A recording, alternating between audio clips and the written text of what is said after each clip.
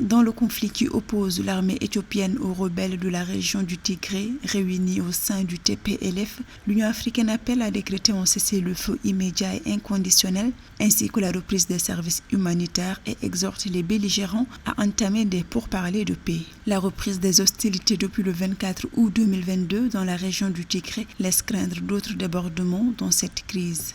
L'Érythrée et l'Éthiopie ont saboté les efforts de l'Union africaine qui, par son aspiration 4 de l'agenda 2063, avait mis des dispositions qui sont centrées sur le dialogue, la prévention et la résolution des conflits sur le continent. D'autre part, l'Union africaine aussi tarde à mettre souvent le processus de dialogue en place en privilégiant l'aide humanitaire. Or, il faut un équilibre entre le processus de dialogue et les prises en charge humanitaires. Le gouvernement éthiopien et les forces du Tigré se disent prêtes à participer à un processus de paix sous l'égide de l'Union africaine. Le TPLF exige toutefois des précisions et assurances sur la logistique, les voyages aériens et la sécurité de son équipe de négociateurs. Il souhaite par ailleurs connaître les autres parties impliquées dans le processus de paix et le retrait des forces érythréennes des zones de combat.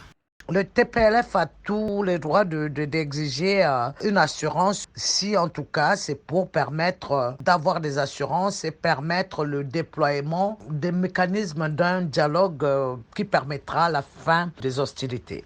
Les tensions internes en Éthiopie durent depuis des décennies. En 2020, alors que le Premier ministre Abiy Ahmed est accusé d'écarter les membres du TPLF du pouvoir, la région du Tigré en quête d'autonomie s'entête à tenir un scrutin malgré le report général pour 2021. Un acte qui a précipité les affrontements entre le gouvernement fédéral et le Tigré. Depuis, plusieurs millions de personnes ont dû se déplacer et selon les Nations Unies, plus de 300 civils sont décédés du fait de cette guerre au cours des 3 derniers mois.